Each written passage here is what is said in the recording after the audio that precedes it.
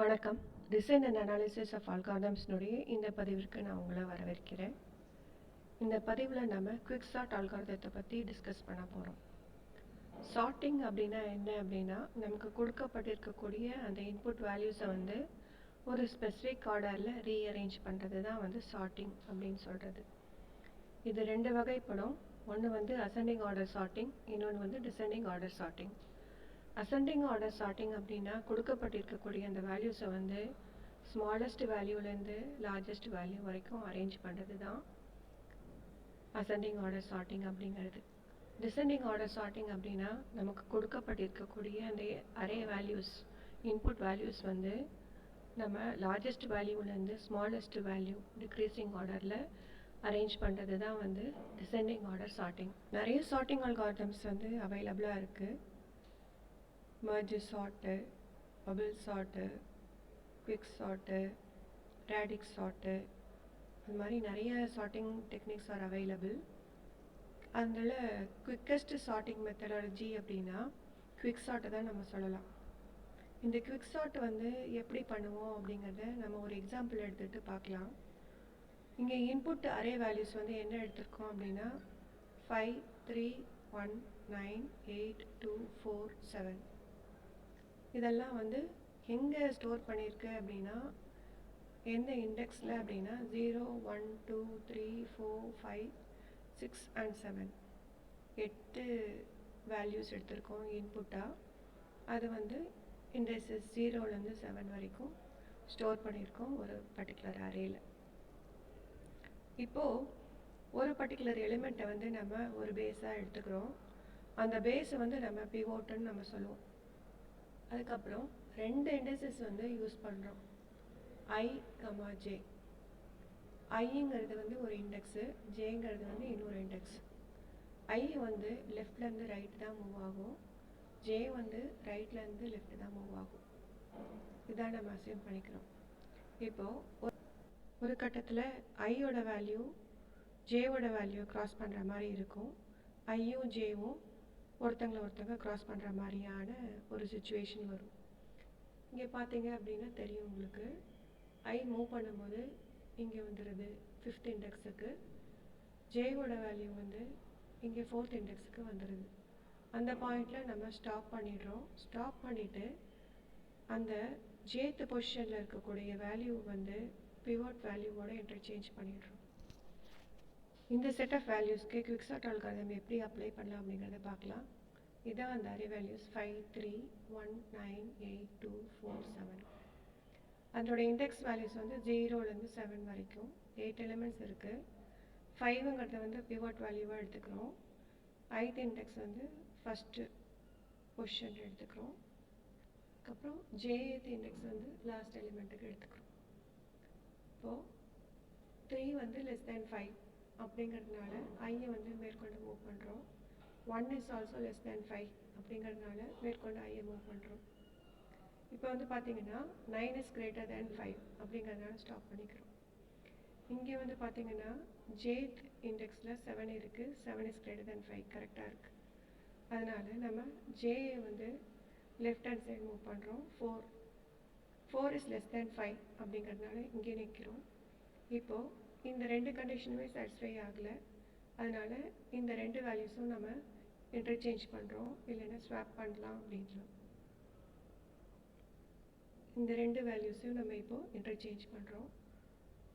இங்கே ith இண்டெக்ஸில் 4ஐயும் jth இண்டெக்ஸில் 9ஐயும் move பண்ணிக்கிறோம்.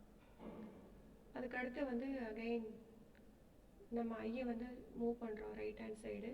8 is greater than 5, இந்த கண்டிஷன் சாட்டிஸ்ஃபை ஆகலை. இங்கே மறுபடியும் ஜேவோட வேல்யூ 9ங்கிறது கிரேட்டர் தேன் 5, அதனால் லெஃப்ட்டை மூவ் பண்ணுறோம். 2 இஸ் லெஸ் தேன் 5 அப்படிங்கிறதுனால இந்த கண்டிஷன் சாட்டிஸ்ஃபை ஆகலை. இப்போ நம்ம இந்த ரெண்டு வேல்யூஸையும் இன்டர்சேஞ்ச் பண்ணுறோம். 2வும் 8ம் இந்த லொக்கேஷனுக்கு வந்துடுது. இப்போ மறுபடியும் நம்ம ஐயை மூவ் பண்ணுறோம்.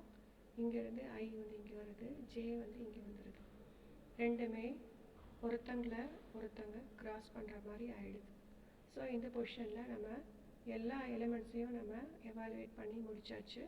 அதனால் ஐட்ரேஷனை வந்து ஸ்டாப் பண்ணுறோம். இங்கே ஸ்டாப் பண்ணிவிட்டு பிவோட் வேல்யூ வந்து இந்த லொக்கேஷனில் வச்சுட்டு இந்த லொக்கேஷனில் இருக்கக்கூடிய வேல்யூ வந்து முதல் இண்டெக்ஸுக்கு மூவ் பண்ணிக்கிறோம். இப்போது 5 வந்து கரெக்டாக சீட்டட் ஆயிடுச்சு.